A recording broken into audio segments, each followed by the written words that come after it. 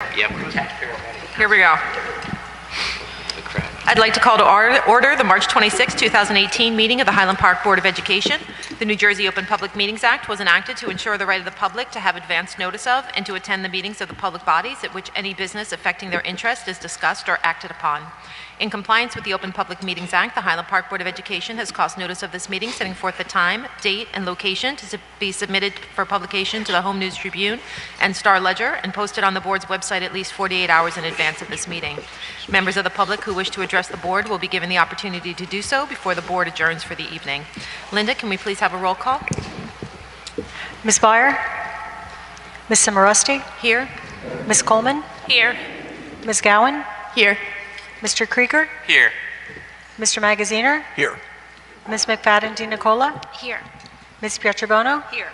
Mr. Roslevich? Okay. Can we please stand for the Pledge of Allegiance? The flag is... Where? No flag. Well, we'll just... Yes, we'll... To the back of the room. The back corner. Wait, okay. Where are we? All right. Allegiance to the flag of the United States of America and to the republic for which it stands, one nation, under God, indivisible, with liberty and justice for all. Note to self, get flag for next Bartle meeting. Okay, Linda, there's no communications on the agenda. Has anything else come in since we put out the agenda? No, nothing to report. Okay. And tonight is our voting session. So number 6 on the agenda is the approval of minutes for the regular public and executive session meeting from February 26, 2018, and the public workshop and executive session meeting from March 12, 2018. Does anybody have any questions or concerns about any of those minutes? Oh, yeah. Would someone like to move those items? I would like to move that we approve those minutes. Okay, can I get a second? Second. Is there any discussion? No. Okay, seeing none. Linda, can we have a roll call? Ms. Cimarosti? Yes. Ms. Coleman? Yes. Ms. Gowan? Yes. Mr. Krieger? Yes. Mr. Magaziner? Yes. Ms. McFadden DiNicola? Yes. Ms. Pietrobono? Yes. Okay, so that lovely noise that you hear now going on is the heat, because as you may be able to tell from some of the board members up here, it's a little chilly. Okay, so that brings us to our student representative report. We have a student, so now it falls on you, all 4 buildings. Well, Liv and I just... Is that on? Okay. Bring it closer. Liv and I discussed last week that the time had been changed, but I'm not sure if she remembered, so I texted her. Maybe she will be here, I'm not sure. So we only have a report from the high school tonight, but we have a pretty lengthy one. On March 14th, as many of you are aware, the high school successfully organized a walkout to protest gun violence. Approximately half the student body walked out of classes at 10 a.m. to the football field, where 18 student speakers paid tribute to the victims of the shooting at Marjorie Stoneman Douglas High School, as well as demand action from legislatures. High schoolers were joined by 10 8th graders from the middle school, and the walkout has been covered by the Home News Tribune, as well as VRT NWS, which is a Belgian media outlet. This past Saturday, 9 Highland Park students marched in New York as a group, along with hundreds of thousands of protesters across the United States in the March for Our Lives. The Environmental Club is beginning preparation for the annual EcoFest held on May 25th, and that will focus on student action. The club is also organizing a cleanup to be held in Johnson Park on April 14th, and on April 23rd, the group will participate in the Highland Park Environmental Fair. The high school's global awareness group raised $500 to donate to Heifer International, and this money will be used to purchase a cow. Over the weekend, the robotics team went to the sea perch competition, and Captain Max Schiffman reported that the team did surprisingly well. They had to leave early, but they will find out shortly the results of the competition. Last Tuesday, 20 students from the high school attended the Borough Council meeting to speak about recent controversy involving a former student and to express concerns about policing in Highland Park. The spring track team has their first meet of the season next Wednesday, and they will be competing against Timothy Christian at home. The Highland Park Drama Department just finished the spring musical, The Addams Family, on Saturday. The group performed on Thursday, Friday, and Saturday night, and also had tech rehearsals until late all month long. The musical was fantastic and really showed the amount of hard work and passion that was put in by all members. And on Wednesday, the high school will be having their annual Wellness Day. Students are looking forward to a day of workshops, motivational speakers, and informational sessions about an array of topics before they leave for spring break. And tonight we have 3 concerns to bring before the board. So the first is that there's a new policy at the high school about having to obtain a pass to eat in a teacher's room during lunch. I can't actually hear. I wonder if can we turn one of the speakers around? I think it's like the speaker's going It's out. going to do feedback. I'm just missing everything you're saying. I think if we do, too. I don't know if that's going to work. We're going to get feedback if we do that. Would we get feedback, John? Yeah. Yes. How about hanging it against the wall? Try to get a little closer to the mic and see if that Pointing helps. it to the wall and have it bounce back to us. So is that better? Sorry, better. I think it's the direction. No, that's fine. I know the noise is not great. Okay, so to talk about the concerns from students. So the first is that in the high school we have a new policy which is about having to have a pass to eat lunch in a teacher's room. And students understand that this is about security, but they also feel like this is taking unnecessary time away from eating at lunch, the time that it takes to get the pass. There is a recommendation from certain students who have had to participate in credit recovery to use a more community service-based model. So currently, a lot of the ways that you can make up credit deal with work within the high school, and students feel like they could take advantage of that time that they have to do work to do more community service. And then finally, today was our first lockdown drill since the February 14th shooting, and students expressed concern that in at least one class, teachers did not know the protocol to follow, and there was confusion about how to respond to the drill. So we as students believe that it's important in general, but especially in this environment of heightened security, that the policy be made clear to both students and teachers. And that is my report. Okay. Thank you so much. I'm sure Dr. Taylor will follow up with you guys on those 3 items, and then we'll have him follow up with us as well, so we have, we know what's going on as well.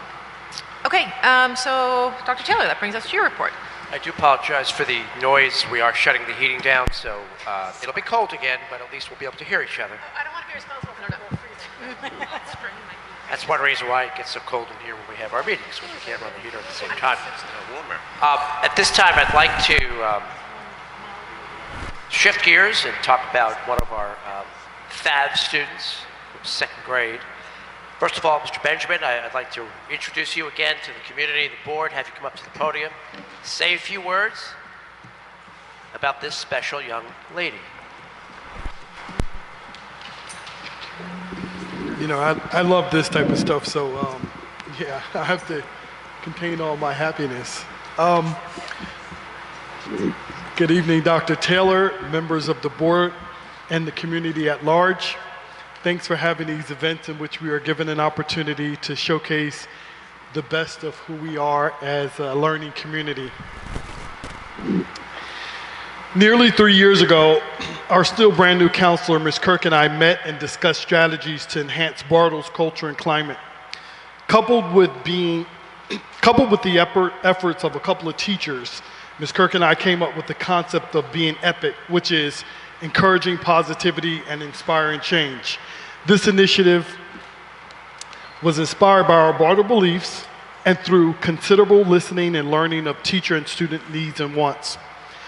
Our school espouses a community where members who work to encourage one another, enter the school day, and maintain a positive attitude. Our members look for ways to inspire the people of our community and are open to trying new things to make a positive change for all. Tonight I am pleased and delighted to recognize a student who epitomizes what it means to be EPIC and lives our Bartle vision of leading by learning, empowering others, appreciating individual difference, and just doing right by all. Not only is this student impressive because of her age and ability to inspire and lead, she more specifically walks the talk each and every day as a model student. I got an opportunity to talk to Miss Maiden at length about this young lady, and she could only say just amazing, wonderful things about her. This student is the first to help her peers in need, to serve as a class volunteer, do extra assignments, and countless other noteworthy events that make Miss Maiden proud. This is her first year here at Bartle, and you would think that this would come naturally for someone who had been here for quite some time and they now understand the values and our beliefs. But the fact that she is her age and this is her first year here at Bartle is really impressive. Several weeks ago, this student learned that one of her classmates had a medical condition that prohibited her from going outside to play on the playground during recess. As soon as this student learned that her classmate would probably not have a recess or lunch companion, she offered to spend her recess and lunchtime with the student who was just merely a classmate, just merely a peer. So tonight I'm pleased to honor an individual student who has enabled both her teacher and parents the opportunity to smile with joy and glee as we are able to see the fruits of our labor in our teachings in this student. Please join me in celebrating and spotlighting Tracy Maiden's second grade student, Kiana Hawkins. Kiana, thank you for being epic and making your mother, teacher, relatives, principal, superintendent, Board of Education proud of your actions to encourage positivity and inspire change. Get on out here.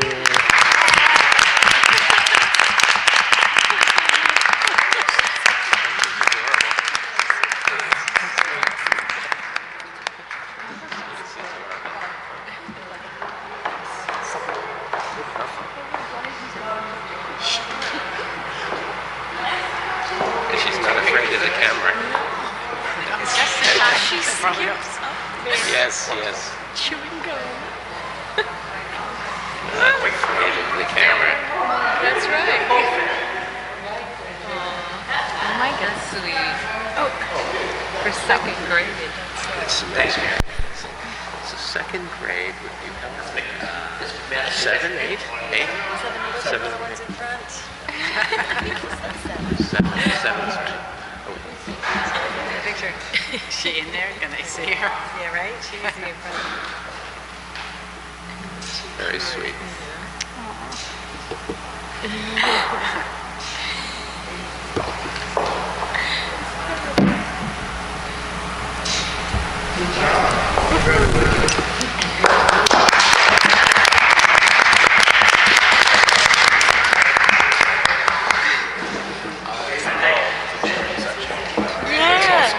That's, I think, the biggest family that's ever come for an individual student. Great.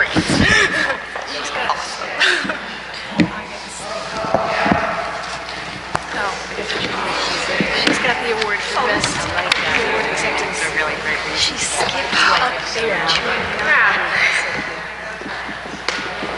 Second graders are awesome. Okay, the next portion of my presentation. No, thank you. Thank you. Thank you. Congratulations. I'll see you in school tomorrow. So that's the good stuff. What I have next to share with you is not so bad. And that is the preliminary budget for next year.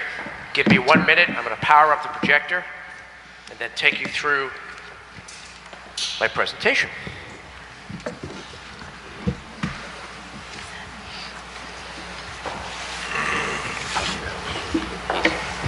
We don't some paperwork, but he's going to give the presentation. Then we're going to give to the community. So this Send an email with more details. budget planning season was very challenging. Just in case this was. I thank wholeheartedly the Finance Committee made up of, chaired by Mr. Krieger. Our board president, Darcy Simarusti, is on the committee, so is Rob Magaziner. We worked closely over the last 2 to 3 months to put together a balanced budget for fiscal year 2019 that we're proposing. We have a couple of months until the final budget needs to be presented to the full board again, so we can make some tweaks here and there, but we don't anticipate significant changes. The process, as you can see on this slide, took, now 3 months, at least 3 months. Started in December when I had the building administrators and the supervisors, the athletic coordinator, our facilities director meet with Linda Hofela and myself over the course of about 2-3 weeks. We spent 1 hour to 2 hours with each individual, went over their budgets line by line, and had them give a rationale for the expenditures they're proposing. I'm very grateful to the administrators on my team as well for being so mindful of how challenging this budget year coming up is going to be. They came to me with either flat budgets or budgets with reduced costs in areas that I'll go over in a couple of minutes. Then in January and February, the leaders came back to their budgets and met with the finance committee at night over the course of 3 weeks. The next steps will have members of the finance committee and myself meet with the community. April 18th is the first date we've established to meet with the parents and guardians who have questions about the budget. We'll be doing that right here at Bartle. I appreciate the PTA's support to helping me organize that. Even though it's an elementary PTO helping, this is a forum for the entire community. And key word there is forum. We are in the mindset that we need not only present the material to the community about the budget, but also hear back from the community. In that vein, the Finance Committee and I are going to, again, reach out to other sects of our community, including the Orthodox Jewish population. The last 2 years, we attended a forum at Congregation Ohav Emeth, but there's some talk about doing it a little differently this year. We may actually go into some homes of parents, residents who will host us. So that might make for an even more comfortable setting. And then I'll come back to the board, as well as the Finance Committee, April 23rd and finally May 7th, when we have to present the final version of the budget. Now, to give you a snapshot of the major changes that impacted our planning, you need to understand these 4 things. One, as in years past, our special ed expenditures increased dramatically, and I'm going to talk about details in a bit. We also saw a major uptick in the number of students who be declared homeless. I could count on one hand the number of homeless students we supported last year. I'm counting on 3 hands, double digits, somewhere in the 13 or 14 student range right now. Students who we, in some cases, have to transport from where they domicile outside of Highland Park to Highland Park schools. The law that governs school responsibility to support homeless students, called the McKinney-Vento law, changed a little while ago. And the change was very impacting to school districts across the country. That is, here in Highland Park, we are responsible for students who are domiciling outside of Highland Park, but who started schooling here for as long as they are homeless, whereas in the past, we were responsible for transporting those students up to 1 year. So we may be seeing year after year some increased costs as long as we have families, guardians struggling to find permanent residence. Our transportation costs were something around $224,000 over what we planned to spend this year. Not just tied up in transporting homeless students, but in other areas as well, including getting our kids to athletic events, even field trips, and I'll explain why in a couple of minutes. We saw a double-digit increase in the rise of our health benefits costs, and even greater than last year, and that had a major impact on expenditures. And finally, while it's not a primary source of our challenge, it still contributed to the problem, and that is that we didn't get a significant amount of aid. Yes, we were one of the 94% of schools slated and then haven't received additional aid, but the aid was not nearly enough to fully fund what Highland Park is supposed to receive. We're hoping the governor stands by his proposal to fully fund the formula in the next 4 years, but we fell way short of full funding. So as I've said in the past, if we look at the budget in a very simple manner, you can see it as really two things: how much you spend, expenditures, and how much you can pay for those expenditures, the revenue you bring in. It's about expenditures and revenue. So I'm going to spend a couple of minutes talking about both sides of the budget. First of all, our expenditures. As you can see, in the areas that we could control, that we actually had some real management influence over, like supplies, some programs, and the operation of the district, which might include costs for utilities, basic supplies for running the facility.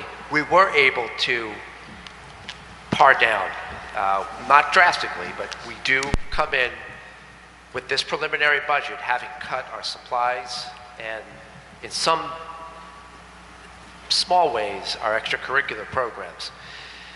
The district operations budget was able to be cut somewhat because of our creative way to pay for utilities more efficiently, and also to just scale back some of the things that we have been paying for that we can live without.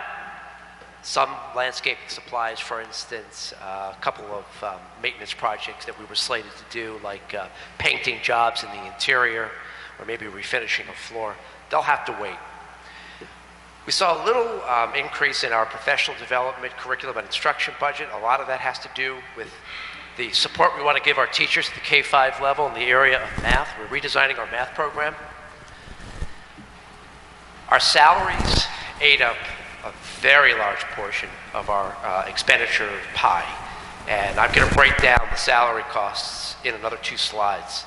Benefits, as you can see, are costing an additional $690,000 in change, and our special education costs, as I pointed out earlier, have increased. That number, $311,978, includes additional out-of-district tuition and some miscellaneous costs that we incurred when we had to open up new programs as a result of students who registered to the district who did not anticipate coming to our schools. Every year for the last several years, the cost to the district to pay for the out-of-district tuition and transportation of students whose needs we can't meet increases. I have to add, though, that that increase of $241,000 in tuition and the $22,615 in transportation also includes several unilateral placements of students who didn't even register for our schools initially. These are students whose families, guardians placed their children in other schools because they felt they were better fits for them, for their needs, but without having gone through the standard protocol that our district must maintain. Child study team evaluation if the child is considered for support services. So those are things that I really wish we could have had more control over, but the only thing we can do is work harder to combat those unilateral placements. Needless to say, it's going to drive, every time something like that happens, it's going to drive our out-of-district tuition costs up. And by the way, that increase of $241,000 and change and $22,000 and change for tuition and transportation respectively is above what we anticipated this year. We couldn't control the unilateral placements. We didn't anticipate those. And there are times when we do get students from outside Highland Park who require additional needs. We just can't always know the way our population is going to shift, much as we've done our research. There are times when we will just have unanticipated expenses. I mentioned earlier that I would break down the salary costs. Because of contractual obligations, that includes an increase to income we owe our staff, to some additional after-school activities we added after the contract with the Teachers Association was ratified. We've uptaken about $604,000. We also had to increase staff, bodies, people in our schools as a result of an influx of students, particularly at Irving School, and because of class sizes going too high, in which case we had to compensate teachers to work additional hours in their school day. So the additional compensation is included in this number, $576,250. Now, we are going to see a little bit of a savings because the leadership team, Ms. Hofela, the Finance Committee, and I worked very carefully to consider any non-essential staff and student population changes that may allow us to streamline some of our personnel. So when you add the salary increases, the staff increases, but you subtract the way we will be able to save in the area of personnel in some areas, it amounts to that number I showed you previously on this slide here I'll come back to.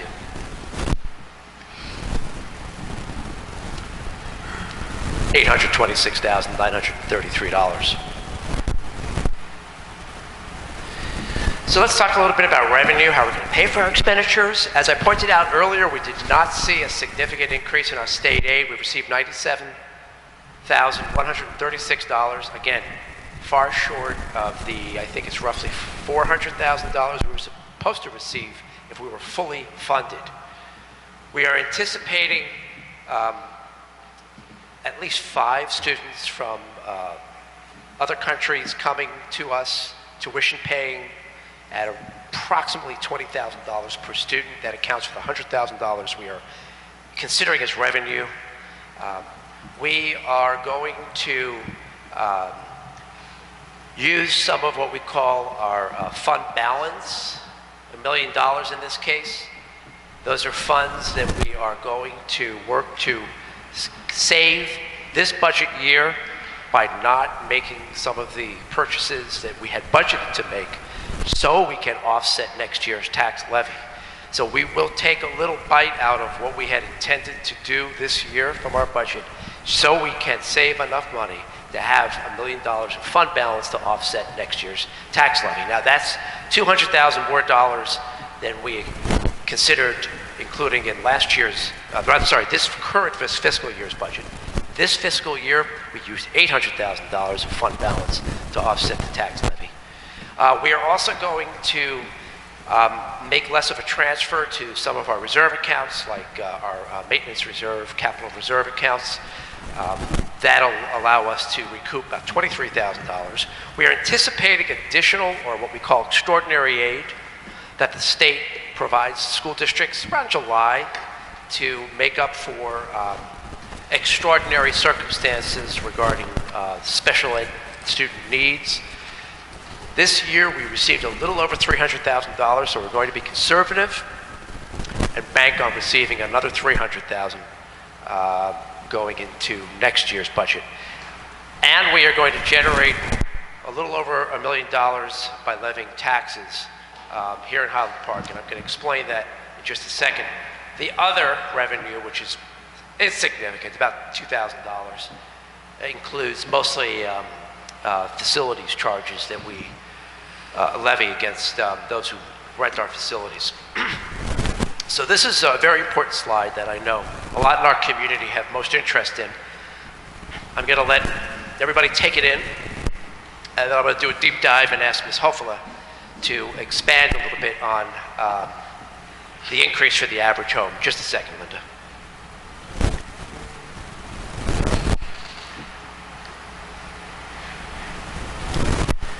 So here are a few things I want to note.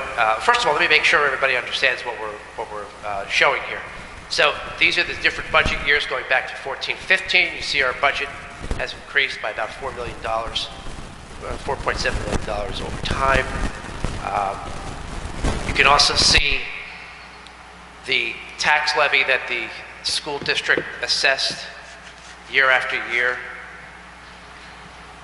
This is the current year tax levy. This is proposed next year's tax levy. It's a 0.3% increase. I'll explain how we got to that number in my next slide. Now, the average increase for home, you see also fluctuated since 2014-15, 15-16, 16-17, and last year was 17-18. Now, I do recognize this number is a significant difference from this current year's fiscal budget. There are several factors that are influencing this number. One is the fact that we are proposing a tax levy of 4.03%. That's 0.3 more percent than last year. Last year, we recouped quite a bit of tax pot money from new developments, what we refer to as ratables. This year, we're not seeing as much of an impact from ratables, potentially because those units, housing units, new housing units that went online last year, well, the rate slowed down coming into this year. Slower rate of those units coming online and thus contributing to the tax pool.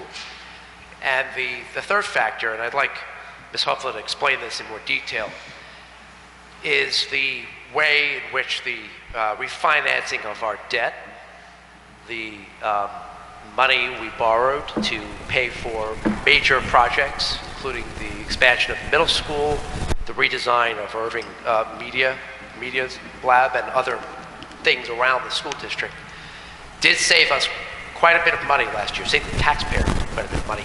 It's saving us money this year, but I would like Ms. Huffler to explain why the big jump. Okay, so the year we did the refinancing, we already had we were saving, we're going to save, I believe it was $50,000 a year, but it might have been more because I'm looking at the numbers. Anyway, because we already were in the year, the money that we saved in that year just got rolled into the following year. So the following year we had the savings that we're going to have on a yearly basis, but plus we also had the savings from the previous year. So it was like a double savings that we experienced in this, actually the 17-18 year. So what that means is that extra savings caused everyone's taxes to go down by more or go up by less, depending on your point of view. But the amount of that savings that got put into this year, obviously that was a one-time input or decrease. And so we're back up to the still savings compared to 2 years ago amount. But we don't see, so you see a spike whenever, if you see a dip in 1 year because you had that savings throwing in, you're going to see a spike to get back to the level amount. That's why we showed the 2-year average, because that savings spread out over 2 years shows that the amount was still less than it had been the year before.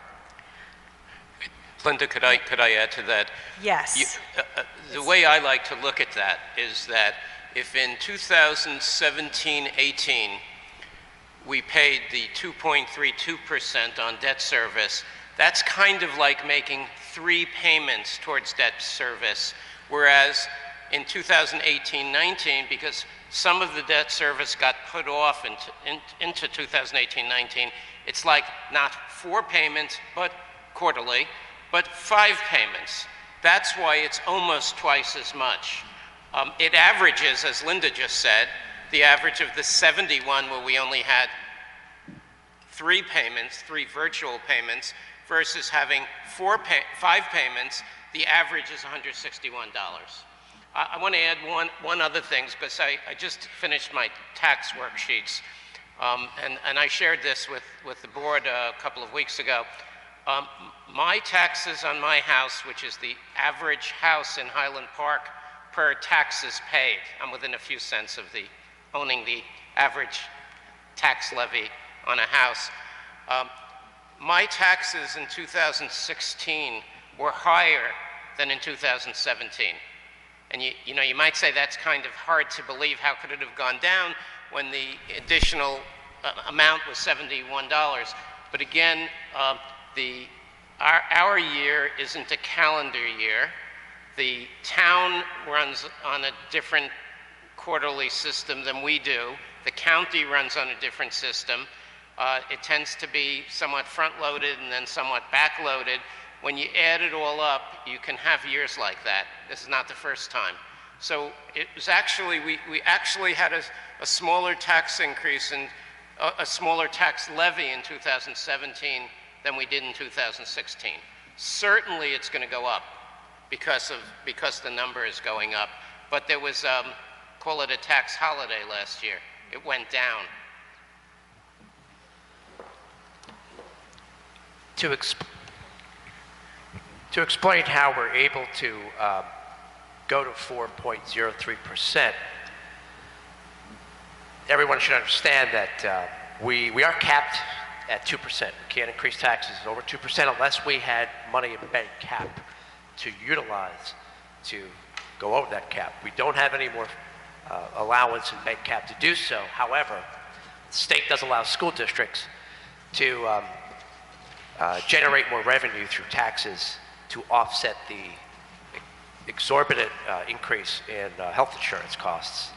So based on a calculation that the state provides, and also based on the number of employees we serve and the costs to healthcare here in Highland Park, we're able to increase tax levy 2.03%. So if you put the two numbers together, that equals the 4.03% in this last column.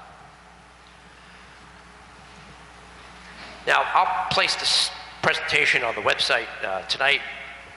Ms. Hofela is going to also upload some user-friendly budget information that breaks down the budget in more detailed form. Remember, this is just a preliminary budget. There is room for changes if necessary. We'll get input from the community at the two forums we've planned.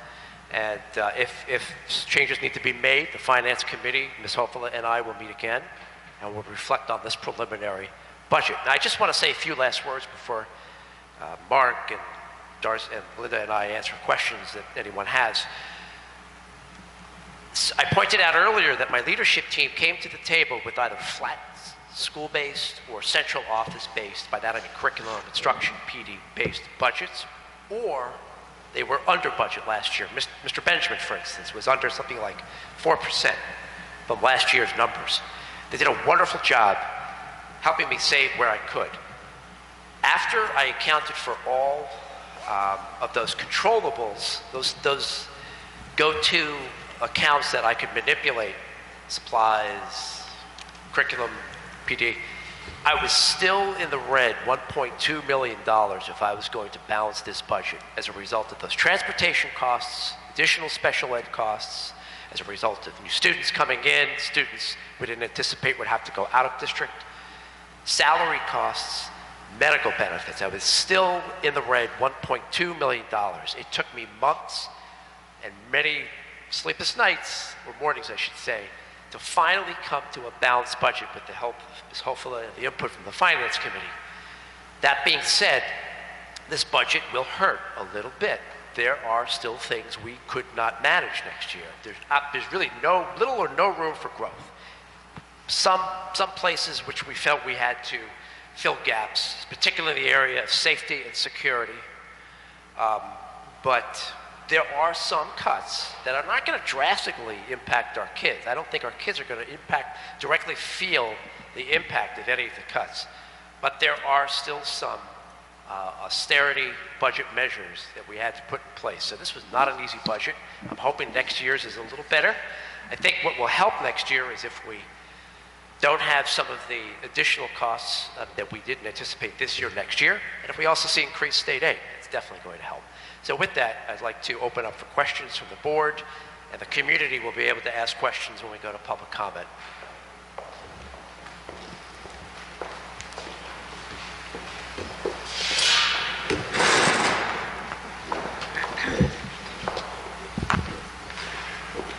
Scott, you mentioned safety and security. I think that's obviously an area that everyone is concerned about. It's an important area. It's a high priority. Could you talk about some of the areas that we are going to be spending money to improve safety and security? Sure. I'm not going to get into too many details because I haven't spoken to people who may be impacted by these things, but for starters, we are going to incorporate more security cameras in our schools. There's a heavy price tag that's attached to that, but we feel it's a necessity. We are going to make some personnel changes, additions. We don't know what those look like yet, but we need to put some funds aside to make those changes as necessary. We are also looking to make some structural facilities-based changes to various schools. For instance, we want to replace the high school vestibule area with a glass interior enclosure so we can see through when we are welcoming people into the high school. We also would like to create a vestibule, a real vestibule here at Bartle, so that there is a middle hall between the outside entrance of Bartle when you first walk in and the actual school entrance, just like we have the middle school, the high school, and at Irving. So I think that captures it in a nutshell. Thank you. I have a question. So you talked about that we had all these unanticipated budget increases or need for more funds. So, and you said that we will hopefully have fewer of those next year, but how do we better anticipate those costs? That's a great question. Ouija board, maybe? What? There's a Ouija board, maybe? I mean, some of these are just,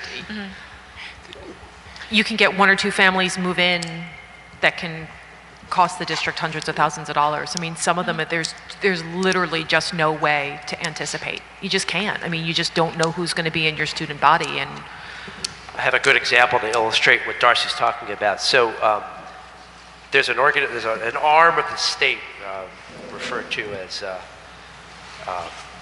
early intervention. Early intervention services identify children from infancy and a little older who have special needs, may need extra support. Before they are school age, which is 3.5, they'll get some occupational therapy, physical therapy, whatever else they need. At 3.5, schools are responsible for many of these kids. Take them into a pre-K disabled program or send them to a program if they don't have one in the school. We have a pre-K disabled program, so we're responsible, gladly, to take these kids in. Early intervention is bound only to give us notice of children who might be coming to our doorsteps. Is only bound to give us 3 months notice.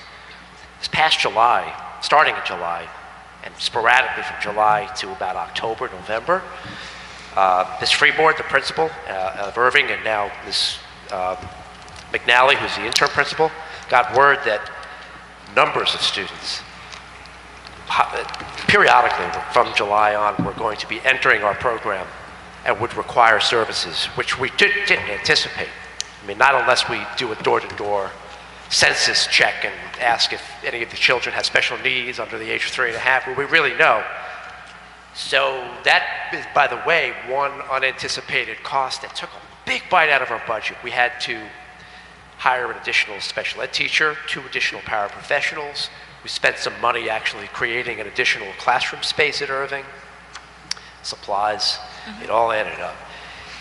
I suppose one thing we could do, and I have to thank Mark Krieger for being so on top of this, is take the demographers report that we received last year and do a really deep dive in that report. And Mark has actually been picking it apart and doing his own analysis. We have a folder in our shared drive. The board has a folder in the shared drive that has all this data. And the hope is that we can better anticipate some fluctuations. The problem, though, is that we don't know what kind of needs the children will come in with. And in fact, that impacts us in 2 areas. It impacts us directly in our responsibilities towards educating children with special needs. It also impacts our salary budgets. You know, we can plan towards 50% of our budget, more or less, a little bit less, but 50% of our budget is salaries. And we can plan in negotiations for numbers that make sense.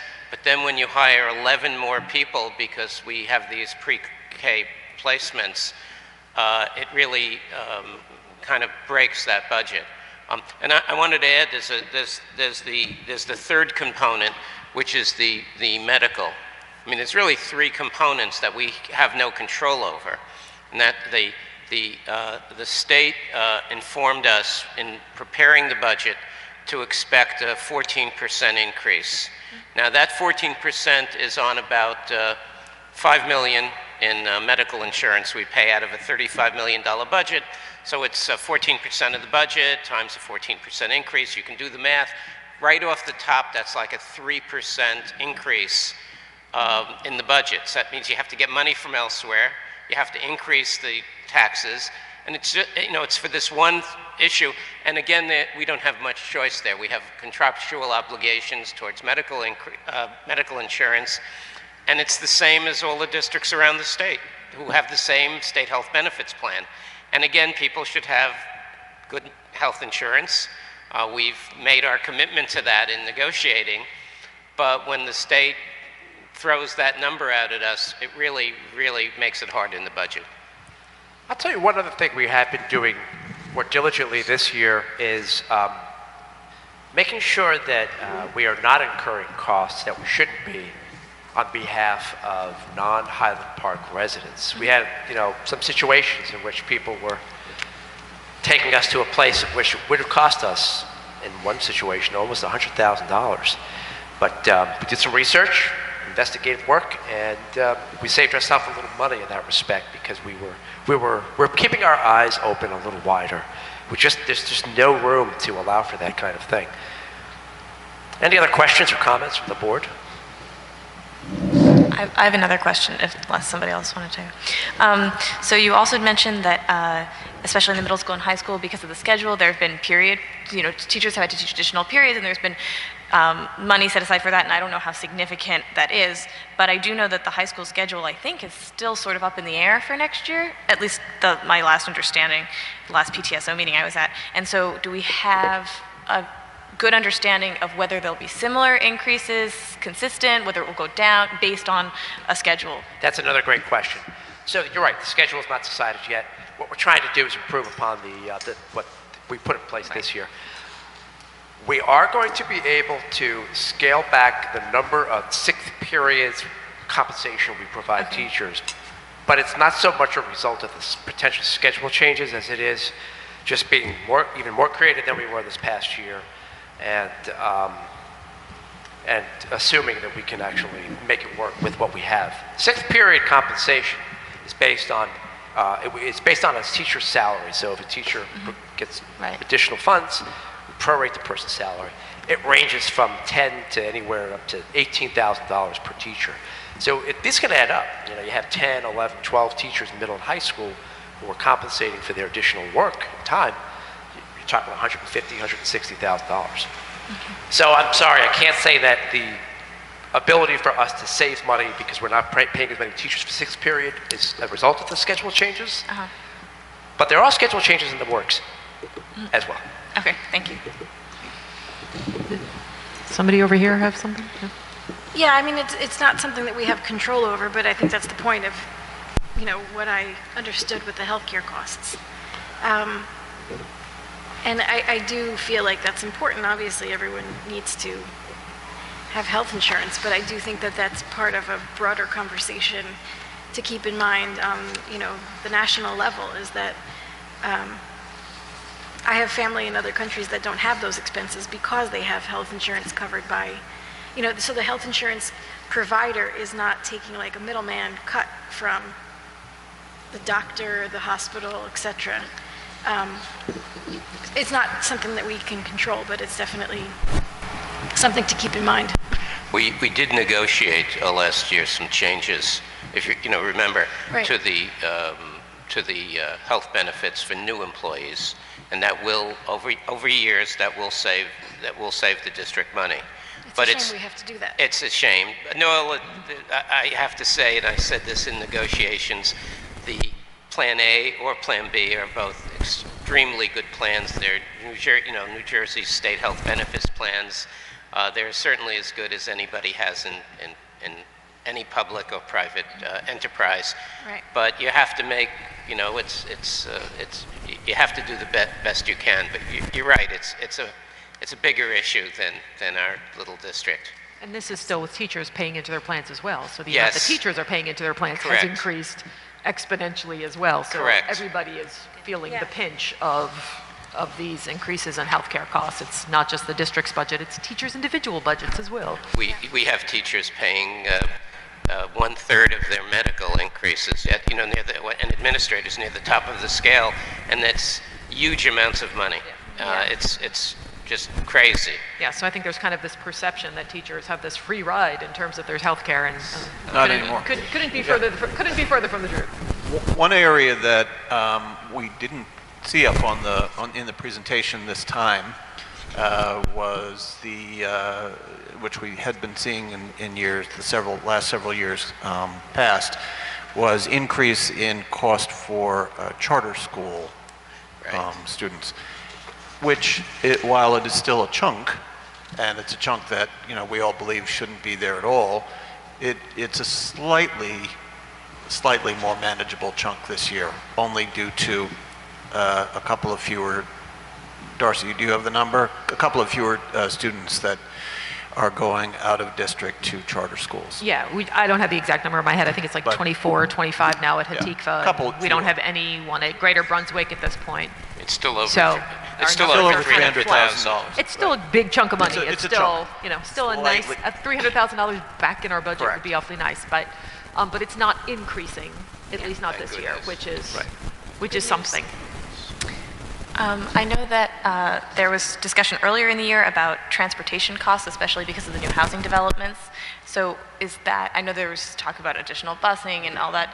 Is that factored into the budget for next year? Is that something that isn't going to factor, because they're not ready, they're not enough students? I don't know. Yeah, that was factored into the budget based on our demographer's report. Okay. It's not a high cost item. Okay. It's costing us. The bus issue is also a result of the paucity of able CDL certified bus drivers. Yes.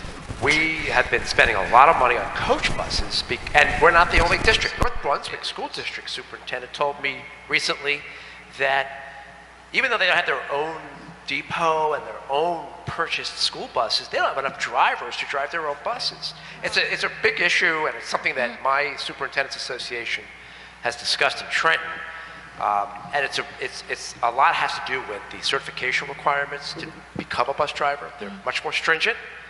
You have to learn some of the basic mechanics of a bus, and it costs a whole lot more money than it used to just to pay for the certification. There's at least 3 increases in busing costs. One of them is the new apartments down on River Road. So that's a new bus route that's gotten started, and that's going to cost us. There's the athletics department's inability, as Scott says, to get regular school buses, so we've had to do anything to find busing for our teams. And then the third is both special education and homeless children that we bus. And that's very, very expensive and has added to the budget. All of these things we have to do, but it is an additional cost, and it's why the budget is tight. We explored options. We never got to the finance committee level, but Ms. Hofeland and I talked about purchasing a bus internally and having a driver. But when you cost it out, it's actually as much, if not more expensive in some ways to maintain your own buses and drivers than it would be to outsource. So we're trying to be creative and fiscally prudent, but we're just getting harangued from all different directions. It's not a good thing. Yeah. But we're managing, and I'll say this last word, whatever comes out of this will not be directly negatively impacted on the kids, and that's the bottom line. So with that, I'm going to close my report. Okay. Thank you very much, Dr. Taylor. So if nobody minds, I'm going to propose that, I'm sorry, we should have done this when we did the agenda, that we stick in another public comment in case anybody wants to comment specifically just on the budget. So they can just comment on that, and then we'll get on with the rest of our report. So I'm going to add in, can I add in an 8A, or how do I do that? 8C. Yeah, so can I get a motion to add an additional public comment period specifically on any budget-related items? So moved. Oh, Can I get a second? Second. Can I just do an all in favor? You need a roll call? A roll call? Okay. Can we get a roll call in? Ms. Cimaresti? Yes? Ms. Coleman? Yes. Ms. Gowan? Yes. Mr. Krieger? yes. Mr. Magaziner? Yes. Ms. McFadden Nicola? Yes. Ms. Pietrobona? Yes. Okay, so if anyone is here and would like to make any comments specifically on the budget, now would be the time to do that. No? Okay. All right, so then we will then just proceed to our regular agenda items. So we'll start with curriculum instruction. Michelle, can you go over the curriculum and instruction items? And we'll just keep in mind, we already did this last week, so we'll do a quick overview tonight if there's anything new or anything additional.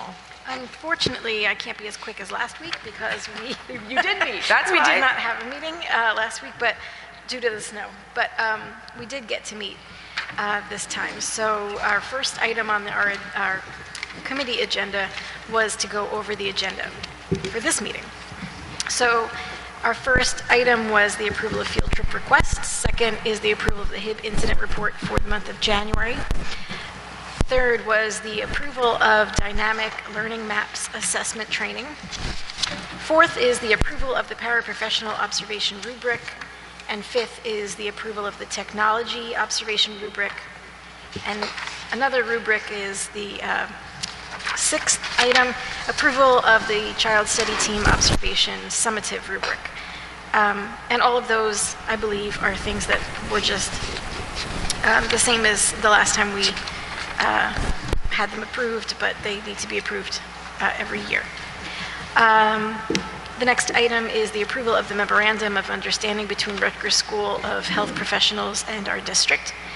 The next is the approval of a 2-day curriculum presentation that was last week, Thursday and Friday, where a board member from South Orange Maplewood and a former health and PE teacher, Johanna Wright, came to work with our health curriculum writers, our health and PE teachers for 2 days, and they discussed best practices for talking about health curriculum and sex ed with their students, and to counsel them on writing the curriculum and filling in any gaps that might have been left.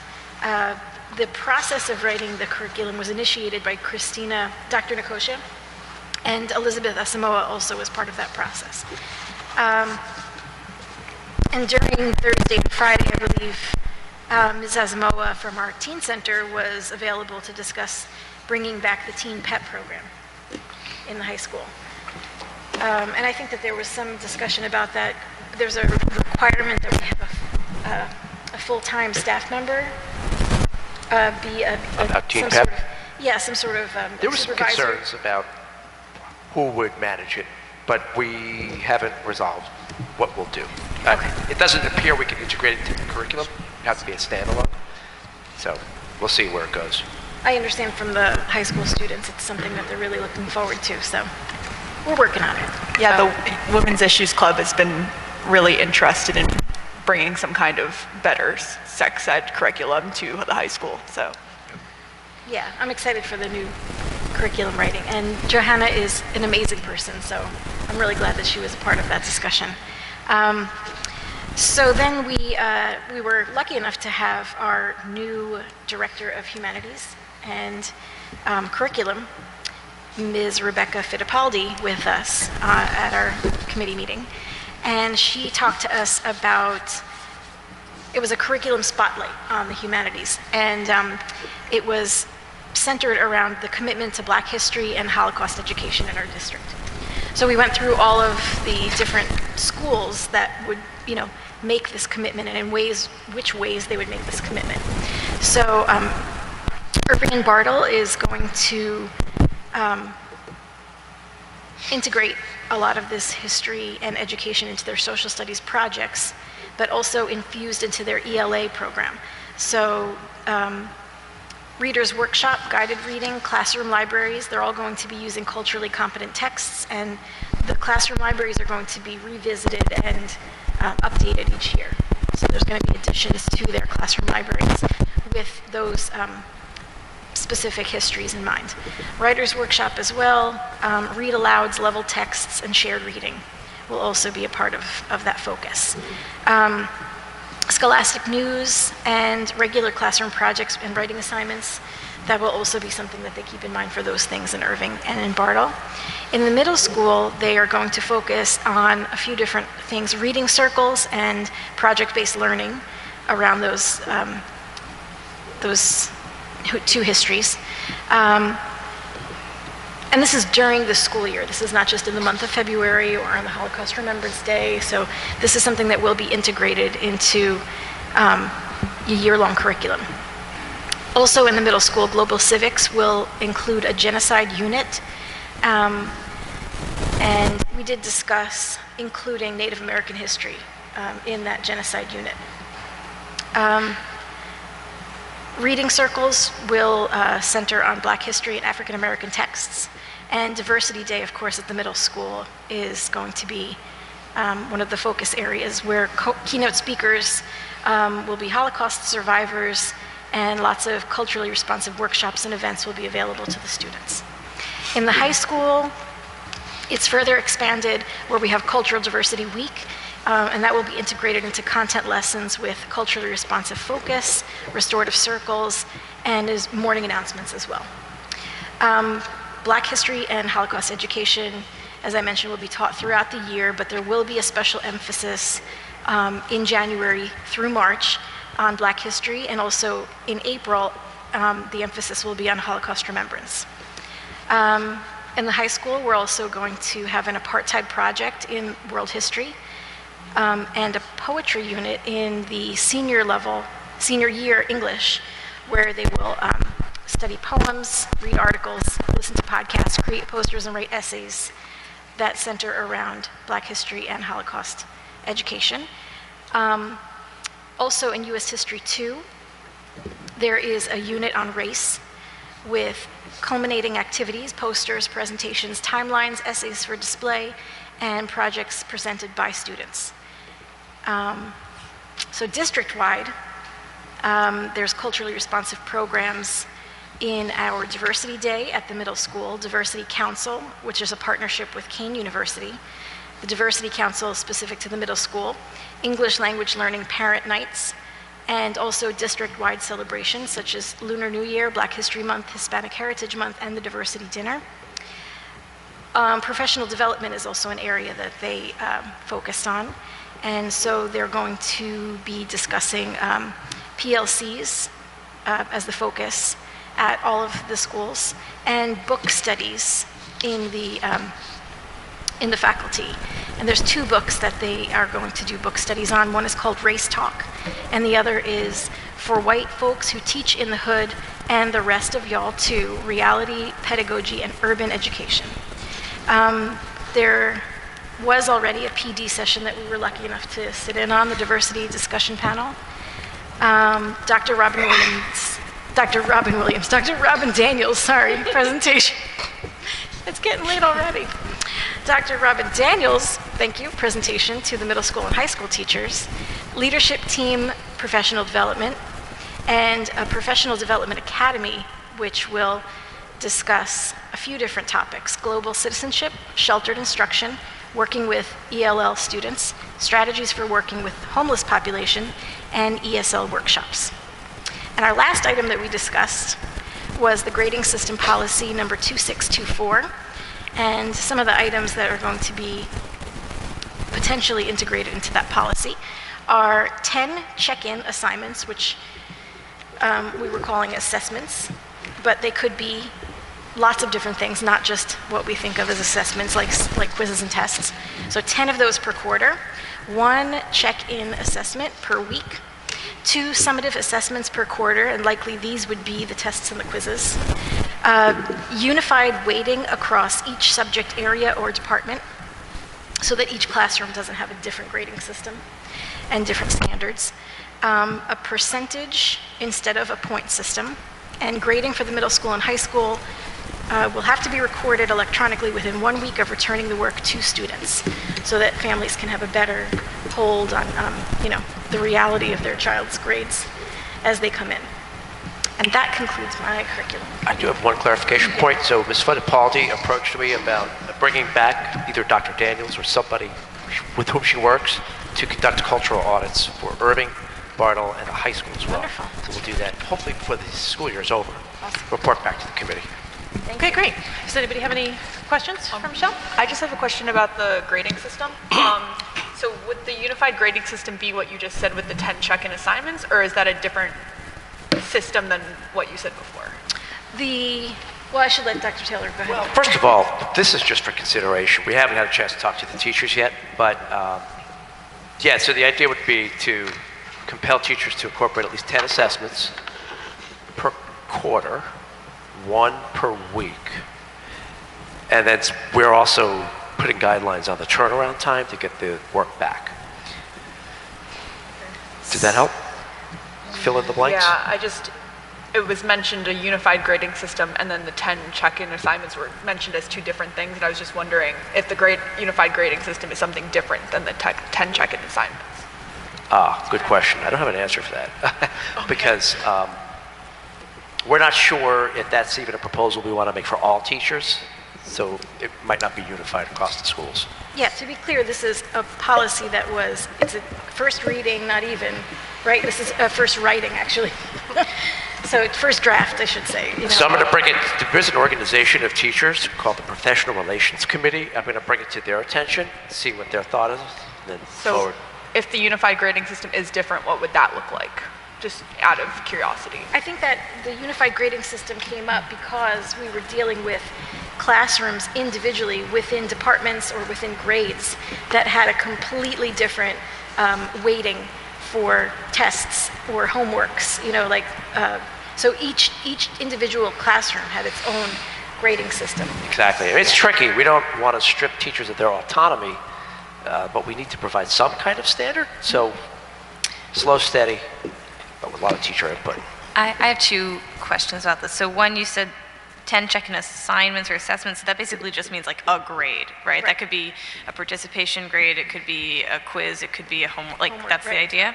Yeah. And then just in terms of the grading within 1 week, I think it's really important that we put that there is some sort of understanding about turnaround, but I also think that there has to be some distinction between grading a multiple choice exam, which can be put through the Scantron depending on the teacher's availability in terms of free periods within a week, and grading, the US 2 honors teacher grades, 30 to, probably more than that, more like 50 full 5-page essays. So, well, this would not give them just a week to grade the papers or the assignments. This would be from the time the students see the grade, a week from then, it should be logged into the electronic system. Oh, I see. Oh, so it's logging into the... Right, so the issue is the logging, the lag in logging time from the time the student sees the grade to the time it shows up in Genesis. So this doesn't limit their time for grading? Not at all. Okay. I mean, I shouldn't say not at all, because this is just the concept, but as far as I understood, that was not part of our conversation. Okay. So I was a high school English teacher. I remember what it was like to grade papers, and I currently am a graduate teacher who signs a lot of papers. Yes. So I get it. But so we're going to try to make that distinction. Okay. But that's where the teacher input's going to come in. At the high school level, Mr. Broadfoot represents on the Professional Relations Committee, so he's the perfect person to reflect what you're suggesting. Okay. All right. So we'll move on to finance and facilities. Mark? Yes, thank you, Darcy. So before I begin to go through the items, I wanted to again thank Dr. Taylor and Linda Huffela for the work, really hard work they did on this budget. It's the third year that our committee has been together and worked with them, and even though it was harder to do than any of the other years, I felt it went much more smoothly, and thanks to them. So I really, really appreciate it. And if you ever needed a number, Linda was there. If you need an explanation, Linda was there. So I really want to thank her, very much for this. And again, Scott, for your excellent presentation. So on to the list. We covered many of these last time. I want to go over the ones that we did not. So 2 and 4 are just additional bill lists, a regular bill list and a cafeteria bill list. Items 7 through 11 are final treasurer reports for the months June through October 2017.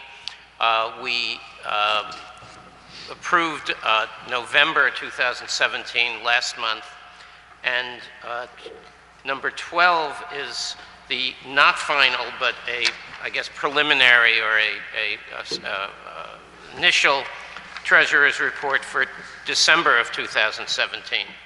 So those are all treasurer reports. Items 13, 14, and 15 are budget assertions. So 13, Linda asserts that we have no budgetary line items overextended. Item 14 does much the same. Item 15 approves budget transfers for the month of January. Those are fairly standard. So I think the next new large item is the authorization to submit the school district budget, item number 23. So I'd like to at least read part of it. So what this says is, I move that the Board of Education accept the recommendation of the superintendent to approve the submission of the 2018-19 preliminary proposed budget to the Middlesex County Superintendent of Schools as follows.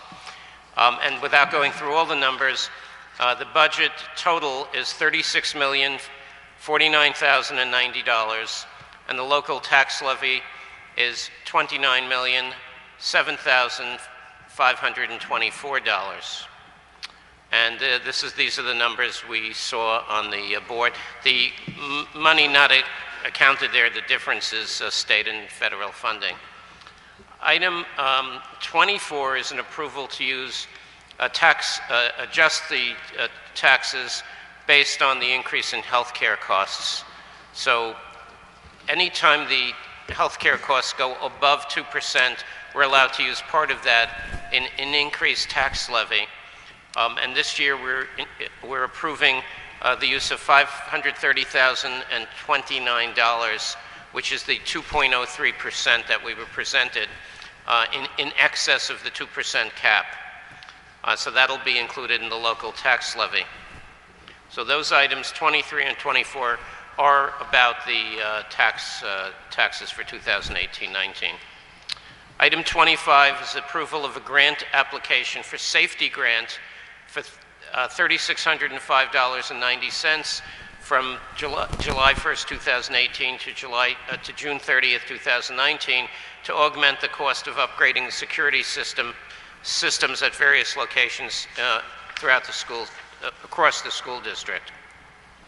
And that is certainly not the limit of what we're going to do for security, but this is grant money, so it's excellent to be able to accept it.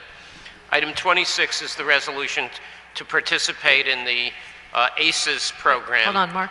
I just want to clarify. I don't think we're accepting at this point. We're just applying. Oh, we're applying. I'm sorry. We're applying. Oh, apply. I'm sorry. I missed that.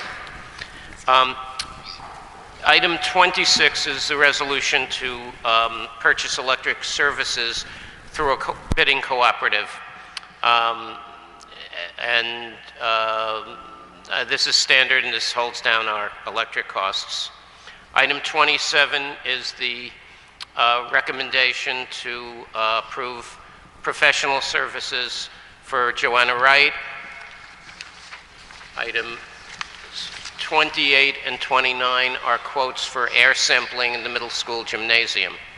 And we're moving to accept the recommendation to approve the contract with Whitman of Cranberry, New Jersey, to the air sampling for mercury in the middle school gymnasium in the amount of $2,110. And that's the full report. Okay. Anybody have any questions for Mark? I guess just what motivated us to test for mercury? Was there some sort of incident that... Linda, Scott, would you? Well, we had a parent recommend that we do tests. The parent was obviously an expert in this area, and we have a lot of this in town. We recommend that we check it out, and we brought in one company to do a basic test that they recommended doing an air sampling. So once we get the air sampling back, I'll report back to the board. But apparently there are many school gymnasium floors that are now being assessed, so this is a... It's a what, rubber floor as opposed to a wood floor? And it's an correct, issue with... thank you, right. Which might it's the middle school gym floor is a rubber floor, and apparently some of these rubber floors can potentially emit. It's hard to believe. We're playing safe. Oh, I just spent 3 years. We do have capital reserves in the case that we need to replace this floor. We'll We're not cross going that bridge when we get to it. Hopefully we don't need to, but if we do, we do. Okay. Anything else from Mark? No. No? Okay, so can we move on to personnel and communications? Judy? Sure. So we also had a meeting this week to make up for the snow day meeting that we didn't have. So I'll first go over the agenda items. We do have a few new items on the agenda from last meeting. Number 1 is the basic approval of the source for teacher subs. Number 2 is the appointment of the school safety specialist, Caitlin Brady. This is a mandated item. It means basically she'll have the assigned task of being the school safety specialist. She'll be the liaison to the Department of Ed on safety issues, will attend workshops and report back to the district. And Caitlin is also already on the district safety committee, so that will work out nicely. Sadly, number 3 is the resignation of a teacher at Irving, Teresa Schaefer-Dolan, our enrichment teacher. Her last day will be on April 20th. We also have a resignation of a para at Irving, Tamara Dietland. That's number 4. Number 5 is the approval of a settlement agreement. Be it hereby resolved that the HP Board of Ed approves a fully executed settlement agreement between the board, Highland Park Education Association, and employee number 0014, retroactive to March 26. Number 6 is the approval of affirmative action appeal, and I'll read that. Be it hereby resolved that the Highland Park Board of Ed, that after careful consideration of the information that was presented to the board at a grievance hearing regarding employee 0934 and employee 4425 on March 12th, the decision by Dr. Scott Taylor regarding the grievance be and is hereby affirmed. So we'll be voting on whether to approve that tonight. Number 7 is payment to teachers for the 9th grade orientation. Number 8 is Schedule B positions. 9, the approval of volunteer coaches, middle school, high school, after school program staff. Number 10. 11 is the appointment of doctoral level psychology practicum students for the Teen Center for the 2018-19 school year. 12 is approval of home instructor. 13, paras for after school support. 14 is a stipend for a para also, and then we have some transfer of paras from buildings. 2 transfers from the middle school, 1 to Irving, both to Irving. We have a professional development presenter, and that's the pay listed there. And the last one is the approval of a para to accompany a student to Camp Mason. And as far as other items we spoke about at the Personnel Committee meeting, as we've discussed in the past, we've been trying to improve our recruitment of minority educators, and so we are now joining an organization called Central New Jersey Program for the Recruitment of Diverse Educators. A number of districts in the area participate, such as East Windsor, Montgomery Township, and Princeton, and they have job fairs, which will be really good. And I think we're attending one, right? We will, We sometime will be in May. attending one. I'm sorry, late April. Late April. And let's see. And I think that pretty much sums it up. Yeah? Yeah. Okay. I think that sums it up. Okay. I just had one question going through. I noticed in, wait, hold on, let me scroll back. Number 7, a couple are struck. So that's for teachers who did not make it to the orientation. okay. All right. Just wanted to confirm that was purposeful. And I just wanted to ask really quick about that last item that you mentioned where we are able to tap into a new resource to hire teachers. What is it called again? It's specifically to attempt to recruit a more diverse. That's excellent, yeah. I just wanted to make sure I got the right teacher corps name for it. I didn't hear the name clear. It's Central Jersey Program for the Recruitment of Diverse Educators, also known as CJ Pride. Okay, thank you. Anything else for Judy? No, that's it. No. Okay. So Anne, policy? All right, policies. I think this is what, the 4th time that we've heard about these policies. 3281, inappropriate staff conduct, looks exactly like it looked at our workshop meeting. There are a few revisions to the policy as it exists. As to both of these policies, Keith Presti has had an opportunity to weigh in, so we feel that the HPA is pretty comfortable with this, and we encourage Keith to continue weighing in on future policies. 3283 is, governs electronic communication between teaching staff members and students. It's almost the same as it was last time. I recommended a couple of mainly semantic changes on page 2 of the policy. No, wait, sorry, page 3. I'm having a little problem here, but it will be improved shortly. Okay, page 1 of the policy, paragraph 1, 2, 3, 4. The second sentence defines electronic communications, and not to beat a dead horse, but they include not only emails, text messages, direct messages, instant messages, communications made by means of an internet website, including social media and social networking websites, and messages sent via messaging apps. So there was a feeling that we needed to sort of spell out what electronic communications means, and I'm sure we didn't cover everything, but there's a excuse me, there's a motley crew of some of the ways you can communicate electronically.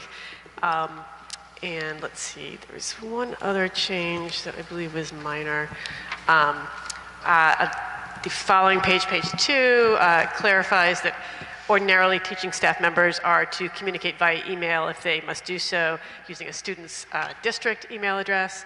But if the student does not have such an address, the faculty member may use the preferred email address of the student.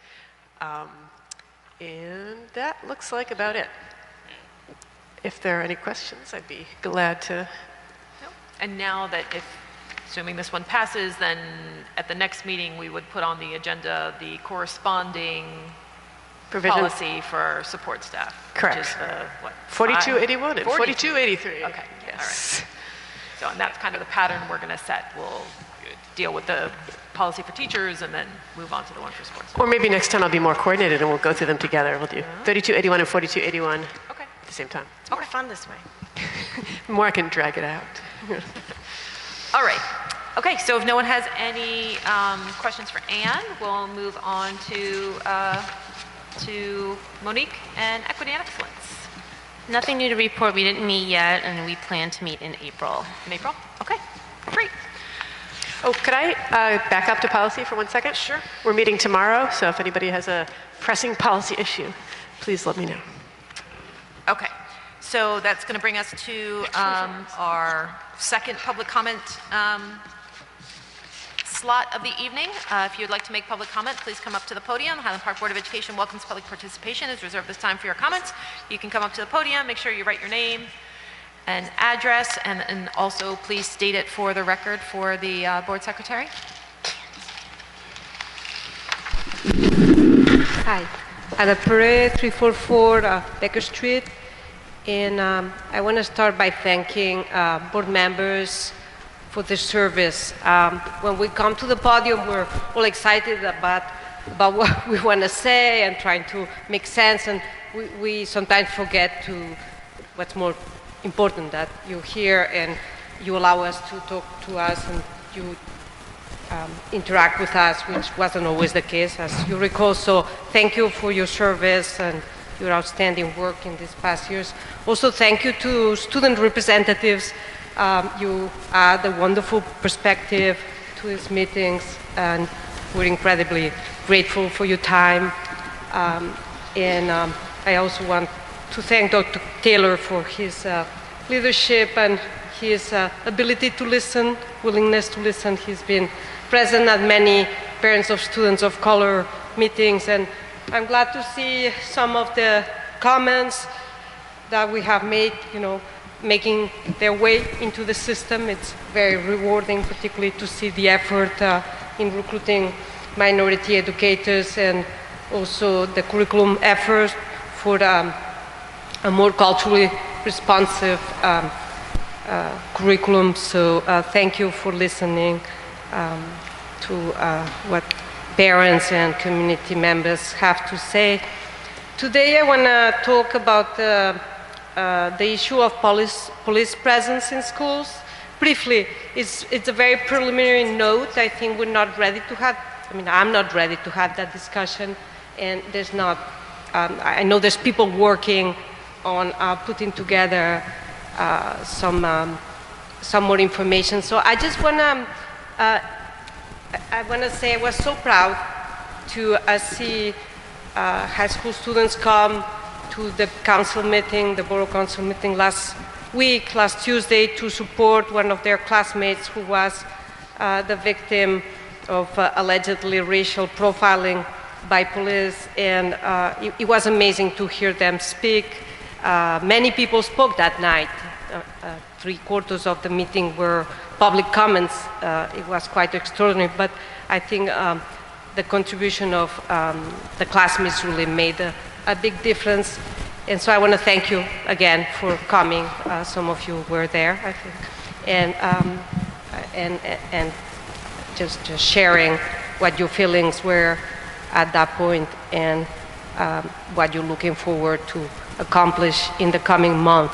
Now, in the course of this discussion, something came up which we had discussed in the past. Students kept referring to constant police presence in schools. We discussed the community interaction with police, youth interaction with police, and students kept saying, Officer Curbelo is constantly in schools. And that made some of us revisit some conversations that took place 2 years ago, and in particular during a board meeting on 12/14/15, so December 14th, 2015, where Dr. Taylor codified the specific roles that he envisioned for the youth officer in the school. And those roles were: one, teach classes in his area of expertise. I think he jokingly mentioned bicycle safety and other areas. Two, attend social events by invitation only, that was said. And three, help out during pickup and drop-off in the traffic management area. From what the students said at the council meeting and from other sources, it clearly, Officer Curbelo's presence in school exceeds those responsibilities that were assigned to him. So I just want you to make a mental note of that, and perhaps try to think about what his current roles are, and if possibly they deviate from the tasks that were assigned to him. Again, I expect to have a conversation about this in the coming weeks, month, and in the context of other developments. But I wanted to just put this on the table. If you wish to, if you don't want to look, I can send you the video of the meeting and with a specific reference to those comments by Dr. Taylor. But I think what I said is quite accurate. I have relatively scattered and marginal comments about curriculum that are unrelated to this. I don't. I'm sorry, Anna, could you get back to the microphone? It's getting harder to hear you the further you get to the microphone. No, I was saying that I don't expect you to engage in a conversation about this. I don't think this is the place, the time. I just wanted to put it on the table for future discussion. I have some very, fragmentary comments about curriculum that I wanted to mention, and one about, and also maybe a question about the change in the time students are allowed to be in school in the morning. There's been a recent change, so students they can't come to school before 7:55. In the middle school, you mean? Yeah. In middle school. And I don't feel that we have been provided with a rationale for it. I respect that change in policy. I'm sure it makes sense, but I don't feel there's been an explanation for that change in policy. If you know why, I'd like to know why.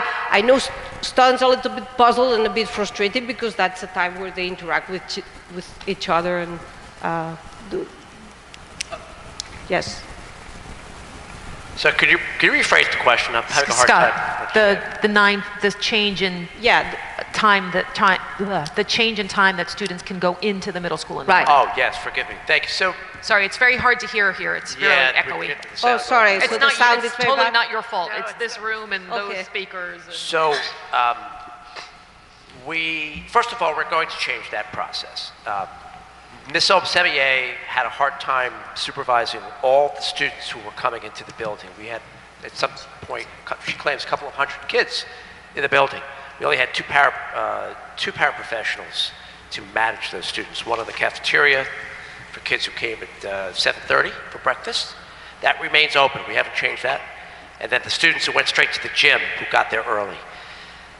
We've since taken to bringing on board another paraprofessional. I'm going to be recommending to the board that we retroactively bring that person on so that there'll be two people supervising the kids in the gym, which is enough for us to go back to the old model, which had us letting the kids come in whenever they come in. I don't think we'd ever let them come before 7:30. I think it's always been about 7:30.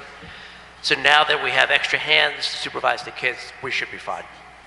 That's all. It was a safety and security issue at first, but now we've accommodated that problem. It's good to know. In general, when I find personally that we could do more in the area of communication, often it's just safety. And things need to be expanded for when parents understand the rationale. Usually, they'll. It would have helped if we clarified why we had to make that change. It was just a matter of supervising. Without making you spend your valuable time in, endless explanations, but just a little bit of padding sometimes help, especially in the area of safety.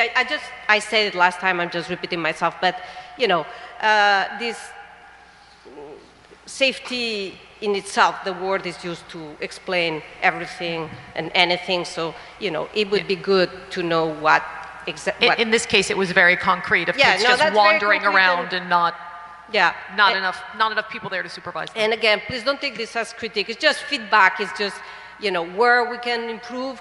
Perhaps we can still improve in communications with parents and community members. But I have maybe a concern about communications in the area of curriculum, right? And one just came up. It's when you describe those very exciting changes in a more culturally responsive curriculum. I would like to encourage to communicate these initiatives to the community, because I think that's something that people want to know, So just maybe if you can, in the coming weeks, see how can you better convey this and maybe involve people, and if they want to weigh in or comment, suggestions, have some type of feedback loop regarding those initiatives. Because often things, the things are very well managed and you do things, but the community is not necessarily aware of what happened. I'll give you one example. I think last year I contributed to a proposal about developing Spanish for native speakers. And I understand from little bits I grab here and there that this is going through the pipeline, but it shouldn't require detective work. I think when you provide the administrators or the board with some input, perhaps it'd be nice to have some type of mechanism where you can follow up on what exactly happened without having to pester people with constant emails, which I try to avoid. My second area of concern is math. When I was here last couple weeks ago, making a nuisance of myself, I know, I'll stop, I'm almost done. I heard the parents complain about math and tracking, and I know for a fact that their concern wasn't tracking, because I'm very familiar with that classroom. My son is in the same classroom, so it's not an issue of tracking that they were complaining about. I don't want to put, but I think there was an issue of communication about the math curriculum. Last week, so you end up having people who complain about something that really is not the issue. It's quite awkward. Last week, I think we received, last Friday, we received a letter. So after hearing the conversation about tracking and we talk a little bit with the coordinator, with the I can clarify for you. So we will keep intact the pre-algebra, algebra, geometry track, if you want to call it that, for those students who just over-the-top excel coming out of Bartle. That placement is to determine algebra readiness, to see if there are fifth graders who can go into the pre-algebra, algebra, geometry track. What we're trying to do is something with a redesign of the grades 6, 7, and 8 on-level math classes and the accelerated classes. We call them 6A, 7A, 8A. Similar to what we do with the honors option program at the high school. So look, as far as I can tell in the near future, there will always be maybe 2 different levels, and one of those top levels will be that pre-algebra, algebra, geometry track. So that placement is to determine if the students are prepared to go on to algebra. Does that make sense? Yeah, it makes sense, but I'm still confused, and I think the letter, as clear as it was, I had to, did you understand the letter? There's 7th grade, I'm still scratching my head. I brought to the coordinator, who hasn't had the chance to answer. I'm gonna see the teacher tomorrow, maybe ask, but I would rather talk about my son and not about the tracks.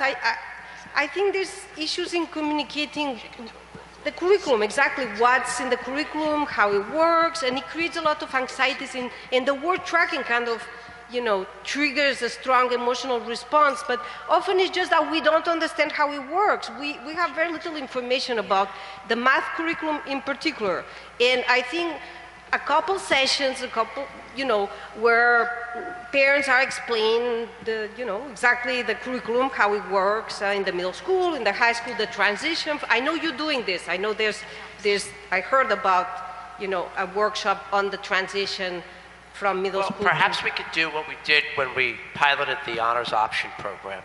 We had Mr. Lassiter come do a presentation for the full board. We recently had a second presentation. We'll do the same if and when we move forward redesigning the middle school math program. We're just not there yet. This district is taking on a lot at once.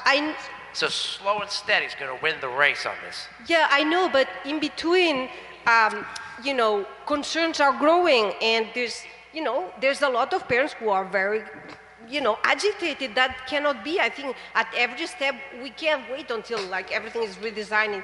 There will always be problems, and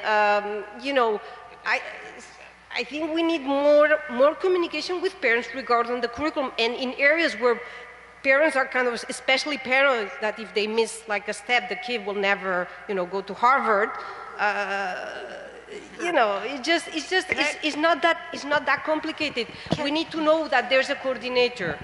We need to know how to reach that person. We need to know what questions to ask to whom, so we don't bother people inappropriately. So I think like some explaining, I don't know what the best format is. This is up to administrators to decide, but I think we're lacking in the area of communication, of curricular initiative changes and overall structure. I still, I follow things quite with a lot of attention. I still don't get it. So I can't imagine what it is for people who don't have the luxury of spending many hours, pondering curricular issues. So it's just my little grain of salt here. I think we can do a better job collectively at, talking and listening and explaining. And we sometimes take for granted what those letters accomplish. And I just wanted to say that, from the curriculum committee, we did talk about the idea of including local history in terms of like the desegregation of schools and other things into the history curriculum for our students. And that was definitely part of the discussion, but it was not part of curriculum writing, or we didn't integrate any of that information into a codified plan. It was just a discussion. Yeah. So, there's lots of discussions that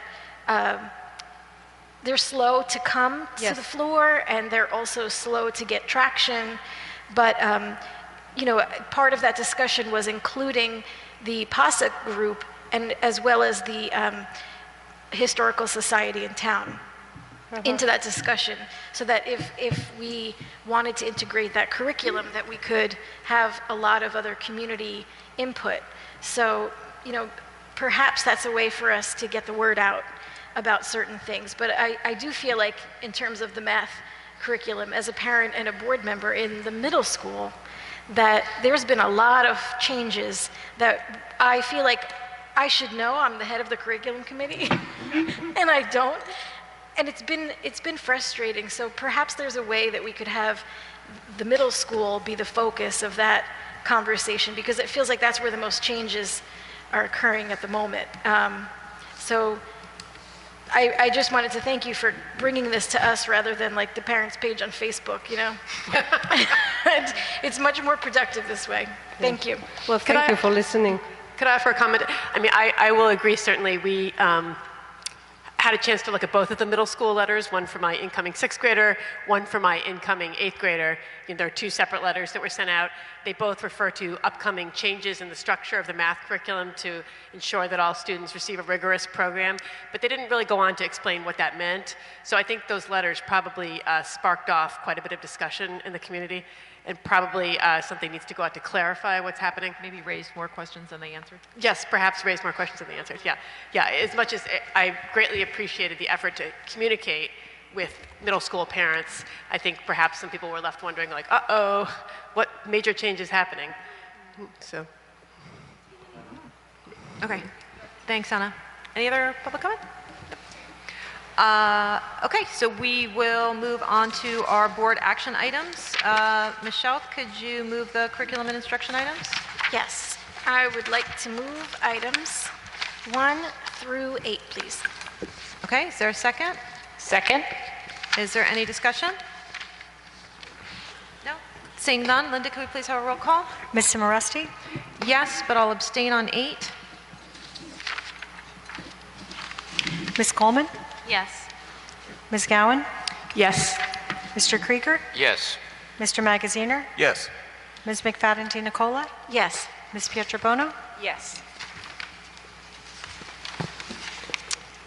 Okay, I'm sorry, I'm used to hearing Mr. Roslevich, and I'm not hearing Mr. Roslevich, so I'm frozen in time. Mark, could you please move the finance and facilities items? Yeah, I'd like to move items 1 through 29. And can we have a second? Second. Is there any discussion? No. Seeing none, Linda, could we please have a roll call? Ms. Simoresti? Yes, abstain on number 27. Ms. Coleman? Yes. Ms. Gowan? Yes. Mr. Krieger? Yes. Mr. Magaziner? Yes. Ms. McFadden Nicola? Yes. Ms. Pietrobono? Yes. Okay, and personnel, Judy, could you move those, please? Yes, I'd like to move items 1 through 17, please. Okay, is there a second? Second. Any discussion? No. Okay, seeing none. Linda, could we please have a roll call? Ms. Simorosky? Yes? Ms. Coleman? Yes. Ms. Gowan? Yes. Mr. Krieger? Yes. Mr. Magaziner? Yes. Ms. McFadden Di Nicola? Yes. Ms. Pietrobono? Yes. Okay, and policies, Anne. I'd like to move number 1, please. Okay, is there a second? Second. Any discussion? No? Seeing none. Linda, could we please have a roll call? Ms. Simorosky? Yes? Ms. Coleman? Yes. Ms. Gowan? Yes. Mr. Krieger? Yes. Mr. Magaziner? Yes. Ms. McFadden Di Nicola? Yes. Ms. Pietrobono? Yes. Okay, so that brings us to our board liaison reports. Scott, do we have anything from Joshua Chen? We do. Both Rebecca Fittipaldi and Josh have placed documents in the folder, appropriate folders. Take a look, agenda and their handwritten notes. Alrighty. Michelle, do you have anything for us from either Public Information or HPTV? No, I don't. I'm sorry. I don't seem to be on the email list any longer for the public information group, so I'm going to reach out to them and see if I missed anything, because I don't seem to be getting any invitations for meetings. You're not getting any anymore. public information about I'm not public getting information? no information at all, so I'll hopefully have something for next time. Okay. Rob, do you have anything for us for Ed Foundation? I attended the Ed Foundation meeting the other night, this past week. The spring event, I don't know if it has been announced. I'm not certain, but and I don't want to steal their. Have they? Danelle, it is an right? evening with Danelle Yeah, Morgan. see, it It is going to be fantastic. So that's on May the 12th, and that is the main item for them. The HPEF also authorized me to put out there that they would love to hear from anyone who has an interest in joining their team. Okay, so and there may be members of the community who would like to come in and try to find ways to help raise some additional funds outside of what we can do. They are interested in talking with you. All right, great. Nice. Judy, do you have anything for us for the Commission for Universal Access? Yes, they did have a meeting and I was able to attend because it was not on a board meeting night. Just a couple of things relating to us. We did have some talk a little bit about the new teen center that is being built.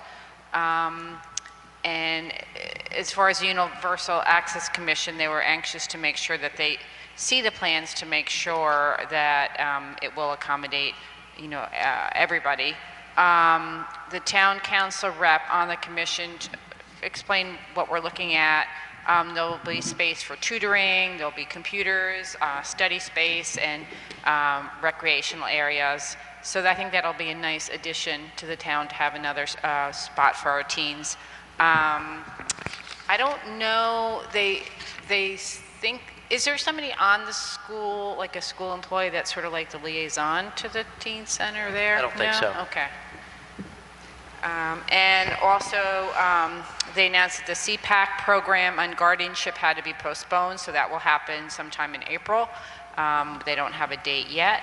And we were going to have a presentation on Monique's summer camp proposal, but due to technical difficulties, we could not have that, so that will be coming down the pike. Okay, great. Thanks, Judy. Sure. So you said there's something for us from Ms. Fittipaldi on the drive. We'll take a look at that. I don't have anything from Shared Services. There hasn't been a meeting that I've been apprised of. Ruth's not here for a CPAC update. Monique, do you have anything for us from POSOC? I do. The last meeting they had that I was able to attend, I believe it was their last meeting, was February 28th. They haven't met yet in March. So I'll go through the agenda items and a few of the discussions that resulted. Very interesting discussions, actually. Scott was also in attendance at the meeting and was able to give his input to various points. The first item on the agenda was a concern that arose that was shared by a few high school students, actually, some seniors at the high school who had felt like they were not receiving adequate postgraduate guidance and resources from the high school guidance department. Specifically, several mentioned not being informed of important college prep activities, such as how and when to take the SATs. Parents, discussed concerns about how these students, who some of them may come from families with fewer resources to draw upon and less savvy about navigating the college application process or postgraduate process. These are the students that were more vulnerable to having less support. So, there was definitely a concern in the group that a lot of our kids felt like they were being left out of getting adequate support in those areas. We talked about, through that discussion, the need for cultural competency and implicit bias training among counselors so that they can maintain high expectations for all students regardless of their cultural, racial, and socioeconomic background. And I believe that's something that Scott said he was certainly going to look into and do some investigation into the whole guidance counseling process and to see what may need to be improved there. Along these lines of postgraduate preparation, members raised the issue of a lack of career and college admissions fairs or talks this year, as there has been in the past. Providing these kind of resources obviously benefit all children, and particularly those families with limited resources or time to travel about to various college and career fairs. One parent, who also happens to be a teacher, mentioned that counselors can learn about and promote awareness of historically black college and university college fairs as well, which the wonderful thing about these college fairs in particular is that in many instances they allow seniors to submit applications on the spot and in some cases receive early acceptances, admittances.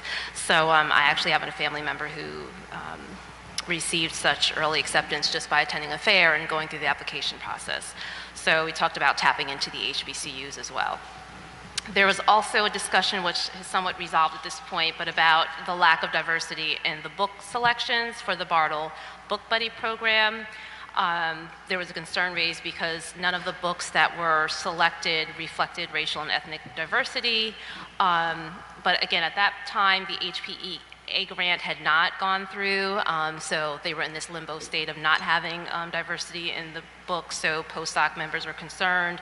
Haya Schlesinger in particular and another Bartle teacher were concerned that while they were waiting for the grant to be covered, there wasn't enough diversity in selections. So again, at this point it's resolved. I know a significant number of books were added to the book list, so I think they're reflecting the kind of diversity that we want to see in our community. Monique, I'm sorry to interrupt you, but I have the book list. I'm going to send it down to you. Thank you. Right, because at that time they were considering recommending books for the, I think they had sent some recommendations in, right. So this was before. Directly from Ms. Fittipaldi, our director of yeah, there's a lengthy list of culturally responsive texts. Can I just rattle off a few of them? If you'd like, yeah, sure. Lighting a Lamp, a Diwali Story by Jan Barger. Jamaica and the Substitute Teacher by Juanita Havel and Anne Sibley O'Brien. Sparkle Boy by Leslie Newman and Maria Mola.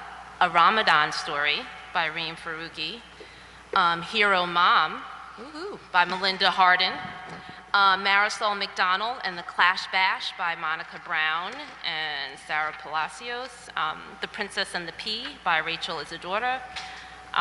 So Lola, a lot of Lola books here. Lola Loves Stories by Anna McQuinn and some other Lola books. Putumayo presents. So a very nice selection. So I'm really happy to see that. And Michelle, I'm going to add something else here. Yeah. The reason I abstained on the two items for Johanna Wright is because Johanna Wright is a dear friend of mine, so it seemed like I should be voting for her. Her brother is the famous actor John Amos, who's been he was the dad in Good Times. Yeah, Good Times. I would have made it to that. TV kind of raised me, so that was like one of my favorite shows. He was the dad on Good Times. He was Kunta Kinte in Roots. He's this. I know. And he's written a children's book that just came out last year. And I'm going to put Johanna on the spot because she said she'd get him here to read it. Yeah. So let's get him here to read that book. Johanna and I already talked about it. Yeah. Wow. Maybe Bartle. Yeah, it'd be fun. That'll be big fun. Yeah. By the way, since we're talking about Johanna, PE teachers fell in love. Great. Everyone does. What happens when you meet Johanna. Her selfie stick of all them on my Twitter account. So you can check it out. I need to see that. All right, well, that was positive outcome there. Did something else came out of that discussion that was a little, the discussion of, in general, the type of, is there a required supplementary reading list? I believe that was part of the discussion for district teachers, and I know Scott said he was, as far as he was aware, there is not at this point, and there hasn't been, and he's going to look into considering what needs to be done to see if there's a book approval process that needs to be implemented at this point to ensure that all the classrooms reflect diversity in the text that they use, the teachers use. We want the teachers to have the freedom, obviously, to use and draw from various books to supplement the textbooks, but then to also make sure that that supplementary reading is also reflecting our diversity of our student body. That would be great if we could hear back from Ms. Fittipaldi about that through curriculum, because I know we discussed a lot of those things with the focus being on cultural responsiveness, like the changes in the history curriculum at the high school, and talked about lots of guided reading texts and other things at Irving, but maybe that would be something we could ask her specifically for. That would be cool. Okay, so moving along to the next topic that came up, which was disappointing to hear. There were racial tensions apparently at some point between, well, I won't say at some point, I will explain the context, racial tensions among some of the high school freshmen that occurred after viewing Blackout. Apparently some students were thought to have been disrespectful of the film's subject matter, which was obviously very racially charged and sensitive. And so a racial tension ensued between the group of students who felt disrespected and another group of students. Apparently it did not get too far out of hand, but it obviously raised concerns. Scott reported that he was immediately made aware of the situation, as was John Hume and the high school administration. But this, obviously brought up or raised concern about how our students are dealing with and processing, what's happening in the society at large in terms of a lot of the racial issues and tensions that are bubbling and very much there at the surface, and how it's impacting them on a school level and in their classrooms and their interactions with their peers. One of the ideas that was generated was to consider maybe sponsoring high school students to attend an Undoing Racism workshop, as is being considered, or maybe will actually be happening for the staff soon. So we thought that was a wonderful idea and something to consider, maybe a core of high school students that can actually also participate in an Undoing Racism workshop. And then upcoming events, Postdoc is partnering with the Human Relations Commission and the NAACP for a book discussion of White Rage, The Unspoken Truth of Our Racial Divide by Carol Anderson. That's coming up this Thursday, March 29th, 7 p.m. The really sweet thing about that is Bill Davis, professor at Rutgers and branch historian for the NAACP, will also be joining the discussion. Oh, wow. So I think through the alliance of these three different groups and having Bill Davis there, it'll be a wonderful opportunity just to talk about the legacy of structural racism at this particular time. It's also relevant to our commemoration of desegregation, and because the whole book is about how white rage at different points in history was a byproduct of Black progress. So every time there was some sort of progress, whether along the lines of integration or any sign of growth in terms of Black achievement, there was always that white rage kind of trying to beat it back down. So that's the gist of the book talk, and it's open and free to all. And that's what time? That'll be 7 p.m. at the Senior Center, Thursday, March 29th, 7 p.m. at the Senior Center. Thank you. Lastly, the annual diversity dinner is scheduled for April 19th at the high school. They're still in preparations for that, and details will be announced soon. Great. Thanks so much, Monique. Anne, you have anything for us from Human Relations? Last week's meeting was canceled by snow. The commission is meeting again tomorrow. I believe Monique may be attending, and I may rely on her to bring me up to date, but if she is not able to, given that she may be involved in other things, I will get the minutes from Ashton and let you guys know what happened. Okay, great. Mark, Board of Health? Yes, the Board of Health did have a meeting early this month. I couldn't attend, but I've been on email threads with them back and forth about a proposal they'll be making to the Board of Ed to recommend enhancing our sex ed programs in the schools. And a lot of that is from the the 2 student reps that we have in that group. In particular, we mentioned Teen Pep. There's been a lot of discussion, and there was a lot of email going around in that group about some kind of reinstatement of the Teen Pep program. Okay, thanks, Mark. Rob's not here to fill us in on the green team. You don't happen to know anything about any? Okay, no, okay. And for me, delegate to the New Jersey School Boards Association, I've actually had a number of conversations in the last week with legal folks at New Jersey School Boards and with the Director of Government Relations, Mike Franchek, based on our resolution. Seems to be causing them a bit of consternation. They'd like to say that it's all already covered in their existing policy. I'm making the argument that it's not covered in the existing policy, that it's actually quite different. So they point to policy and I knock it down, and they point to policy and I knock it down. And so now we're at the point where they'll bring it to their subcommittee, and that subcommittee will make recommendations. I get to appear before that subcommittee virtually. It's kind of cool. They're all sitting in a room, and I'm sitting on my computer like, hi. And I can make our case to the subcommittee, and then that subcommittee will decide how our resolution is presented to the entire delegate assembly. So as that progresses, I will keep you guys posted, but this is the first time, we've done this twice now where our board has brought resolutions to the delegate assembly. This is the first time that I've had this many conversations in between, when we submit the resolution and when the resolution goes before the subcommittee. So I think we hit a little bit of a nerve. So what's the problem? So I will let you know how that goes. And Rob is also not here to talk to us about Middlesex County School Boards, but I don't remember seeing any emails coming through about any upcoming meetings or anything. So I don't know that there's anything terribly interesting to report either way. I don't have anything for my president's report tonight. Does anybody have anything for old business? No. Anybody have anything for new business? No. Okay, so that brings us to our final public comment. The Highland Park Board of Education welcomes public participation and is reserved this time for your comments. If anybody would like to make public comment, podium, name, address, nope, nobody, nothing, okay. So tonight we actually did everything a little bit backwards. We're gonna go to executive session now. We will have to come back out into open session to close the meeting, but we're not gonna take any further action. So there will not be anything else interesting to stick around for. We'll just come back out to close the meeting.